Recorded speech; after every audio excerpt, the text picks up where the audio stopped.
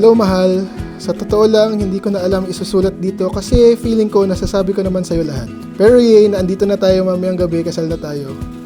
Sa dinami-dami nating pinagdaanan, bulkan, pandemya, nanatili tayong masaya. May mga pagtatalo pero pinipili naman natin ang isa't isa kesa sa sarili. Sana maalala natin kung paano natin pinili makinig kesa ipilit ang sarili nating kagustuhan, na kahit na alam kong hirap ka nang intindihan lahat ng gusto ko, sinasantabi mo ang sarili mo. Na kahit napagod ka na sa pakikinig sa mga problema ko, pinipilit mo pa ding balik-balikan paano ako matutulungan. Sa iyo ko natutunan na mahirap ang buhay pero ikaw din ang nagbigay sa akin ng lakas na mabuhay kahit mahirap. Lubos na pasasalamat araw-araw. Alam mo yan, salamat sa pagiging tao at pagmamahal ng makakaya. Salamat, love you.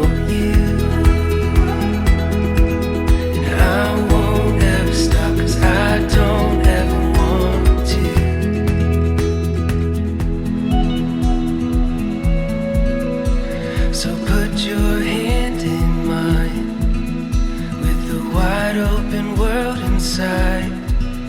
To the great unknown, from here we'll go and run to the end of time. So put your hand in mine, with the wide open world inside. To the great unknown, from here we'll go and run to the end of time.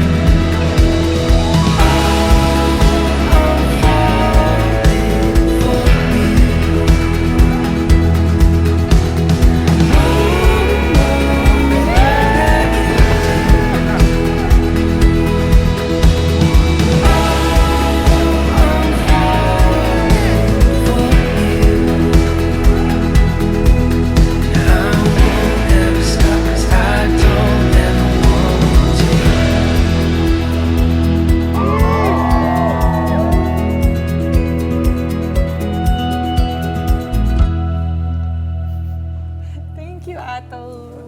Uy, bigat. Tiel, bukal ba sa iyong loob ang iyong pagparito upang makiisang dibdib si Jean na iyong pagmamahalin at paglilingkuran habang buhay? Papa, Father. Papa. Nene, congratulations sa iyo. Ito na siguro ang pinakamasaya mong araw. Iiyak na ako.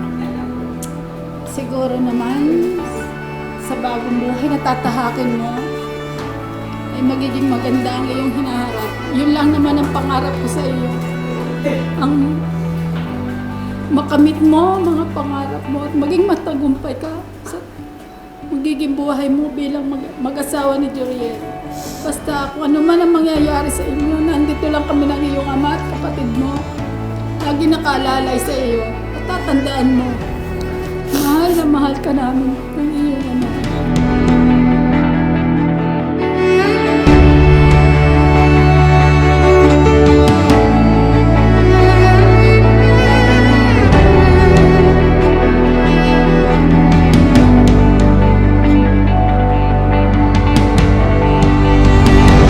Jean, sumasang-ayon ka ba na maging asawa si Yel na naririto ngayon alinsunod sa batas at mga dituntunin ng banal na simbahan? Opo, Father. Buong puso bang pagkakaloob mo sa kanya ng iyong sarili bilang kanyang may bahay? Papa, Father. Buong puso bang pagkakaloob mo sa kanya ng iyong sarili bilang kanyang asawa? Papa, Father. Nakalaan ka bang balikatin sa piling niya ang pananagutan ng buhay ng asawa? Papa, Father.